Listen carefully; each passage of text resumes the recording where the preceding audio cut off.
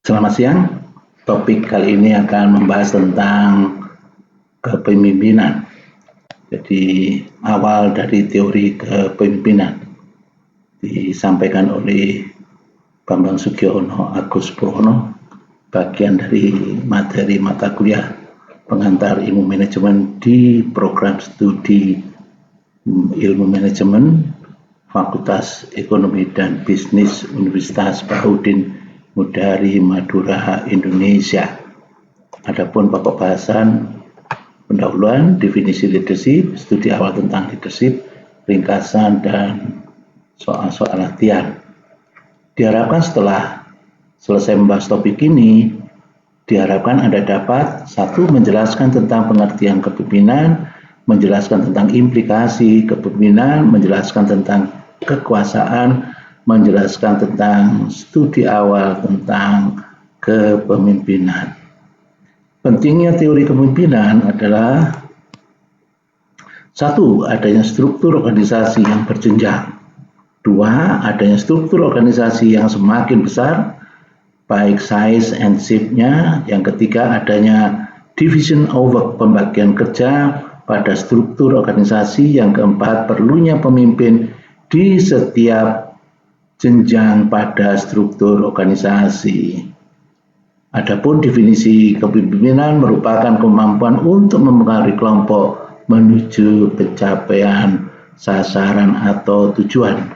Kepemimpinan merupakan proses mengarahkan, to direct, dan mempengaruhi, to influence, kegiatan yang berhubungan dengan tugas dari anggota kelompoknya untuk mencapai tujuan yang telah ditetapkan. Adapun definisi tentang leadership mencakup ciri-ciri, kemudian perilaku, pengaruh, pola interaksi, hubungan peran, dan posisi jabatan administrasi. Di sini ada 4 implikasi. Yang pertama adalah leadership harus ada orang lain. Leadership meliputi orang lain, karyawan atau pengikut follower. Leadership meliputi distribusi kekuasaan yang tidak merata. Di sini dikatakan leadership meliputi distribusi yang tidak merata dari kekuasaan antara leader dan followers, ya, pengikutnya. Yang ketiga adalah kemampuan untuk menggunakan bentuk-bentuk power yang berbeda. Di sini pemimpin mempunyai aspek yang ketiga dari kepemimpinan adalah kemampuan untuk menggunakan bentuk power yang berbeda untuk mempengaruhi perilaku pengikutnya di dalam anggota dari organisasinya. Acknowledge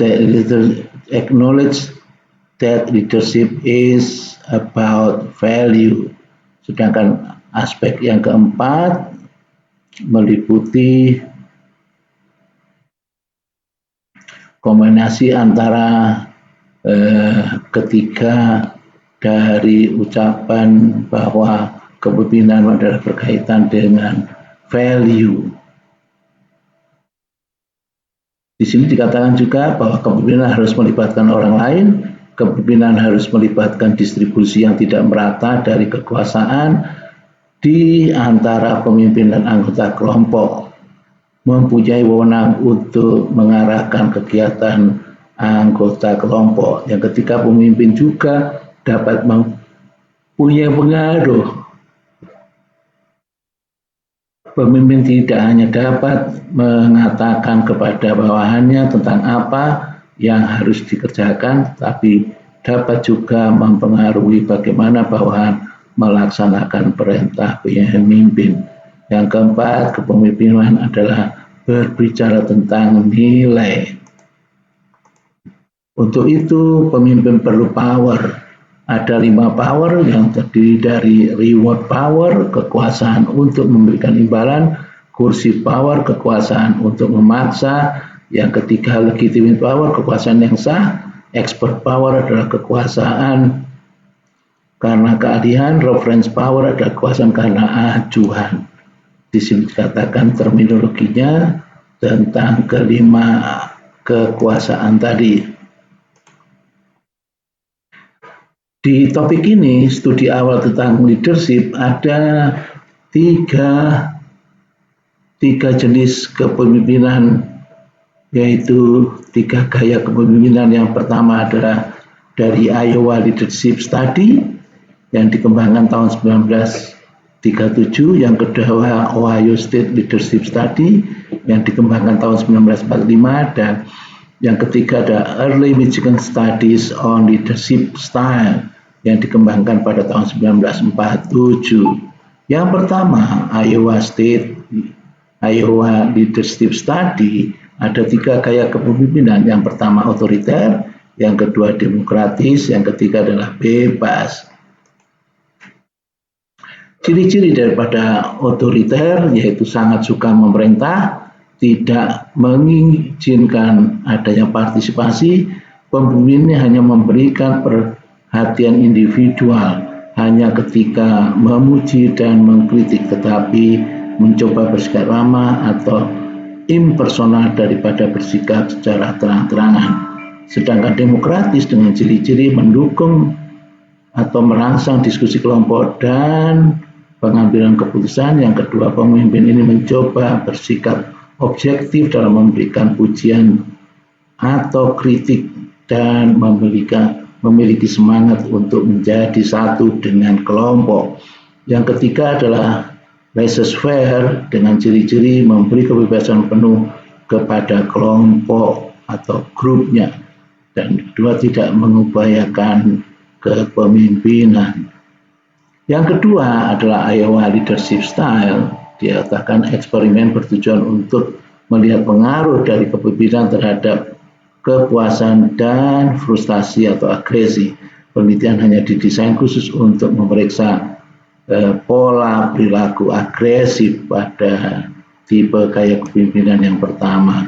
Kontrol dalam eksperimen dilakukan untuk menjaga kesamaan dalam satu karakteristik anggota kelompok atau big group, yaitu inteligensia dan perilaku sosial yang sama. Yang kedua, jenis aktivitas yaitu membuat topeng atau model pesawat terbang atau mengukir sabun mandi. Yang ketiga, setting fisik dan peralatan yaitu pada ruang yang sama dan dengan peralatan yang sama. Yang keempat, karakter fisik dan kepribadian pemimpin.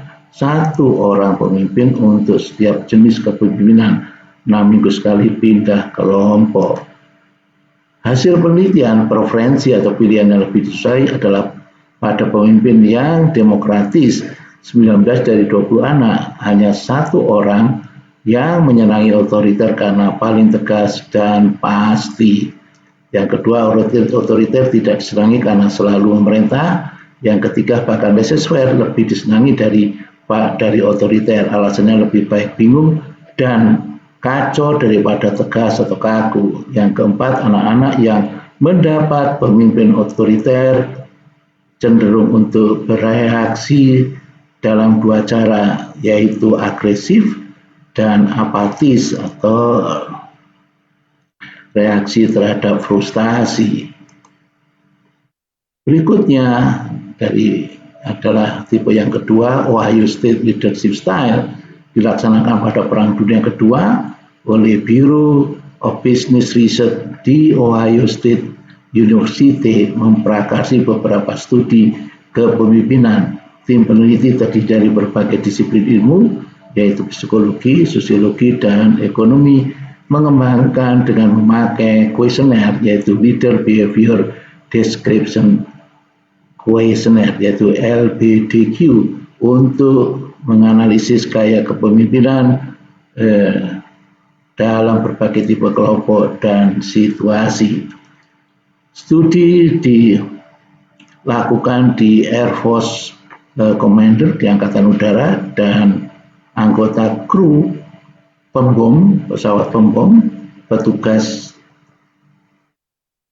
kantoran, karyawan, non komisi, dan petugas administrasi sipil di Navy Departemen di Angkatan Laut, penyelia manufaktur, eksekutif kerjasama regional, kemudian petugas administrasi kampus, guru, kepala sekolah dan pengurus sekolah, pengawas sekolah, dan pemimpin berbagai kelompok mahasiswa atau kelompok sipil. Tujuan penelitian dari tipe yang kedua ini tadi, Ohio State Leadership Study, menganalisis kepemimpinan dalam berbagai jenis kelompok dan situasi. Caranya dengan menggunakan kuesioner, Leaders Behavior Description Questionnaire. Uji statistik dengan menggunakan analisis faktor, hasilnya ada 2 dimensi kepemimpinan, yaitu pertimbangan dan struktur inisiatif. Kalau kita lihat ada 4 kuadran, di sini ada struktur inisiatif dari rendah sampai tinggi, juga pertimbangan dari rendah sampai tinggi. Di sini ada 4 kuadran, kuadran 1, 2, dan 3.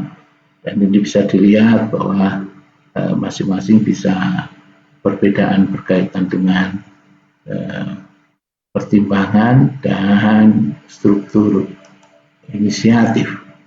Yang ketiga adalah Early Michigan Study, yaitu pada tahun 1947 sekelompok peneliti dari Survey Research Center di University of Michigan memulai studi tentang kepemimpinan. Suatu studi orisinal di Prudential Insurance Company meneliti 12 pasang dengan eksperimen sebagai berikut.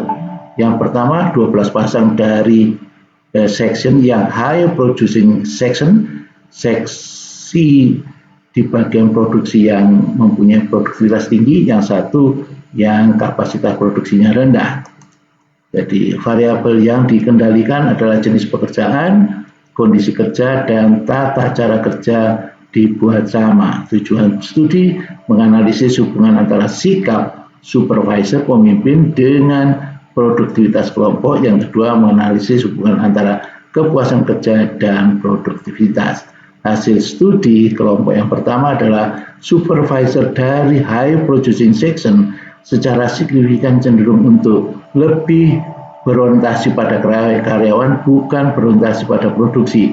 Yang kedua, memberikan pengawasan secara umum tidak ketat. Yang ketiga, mendapatkan pengawasan umum tidak ketat dari atasannya. Sedangkan hasil studi yang kedua adalah supervisor dari low producing section secara signifikan cenderung untuk lebih berorientasi pada produksi, memberikan pengawasan secara ketat. Yang berikutnya adalah kepuasan kerja tidak berhubungan langsung dengan produktivitas. Ringkasan, topik ini telah membahas tentang definisi kepemimpinan, implikasi definisi kepemimpinan, power, gaya kepemimpinan awal dari Iowa State University, yang kedua dari Ohio State University, yang ketiga dari Michigan University. Dan di sini bisa soal-soal latihan dan juga referensi biodata dari penulis, yaitu Dr. Insinyur Bambang Subiono Agus Purwono, lahir di Magetan 5 Maret 1904, Associate Professor, sempat mengajar di Politeknik Negeri Malang, kemudian di Universitas Putra Surabaya, dan saat ini sedang mengajar di Fakultas Ekonomi dan Bisnis Universitas Baudin Madura. Beberapa kegiatan yang telah dilakukan, yaitu Sandwich Light Program di Lathrop University Melbourne, sempat mengajar beberapa mata kuliah, beberapa buku yang diterbitkan, juga sebagai pembicara serta terbit jurnal internasional, beberapa jurnal internasional, kemudian sebagai pembicara di seminar internasional dan internasional sebagai keynote speaker, juga sebagai ketua panitia. Juga mengikuti advokasi HIV/AIDS yang di Bangkok, Thailand, dan di Wuppertal, Jerman, yang dibiayai oleh United Nations AIDS. Asosiasi yang diikuti, dan identitas ID, Terima kasih atas perhatiannya. Sampai berjumpa lagi di topik yang lain.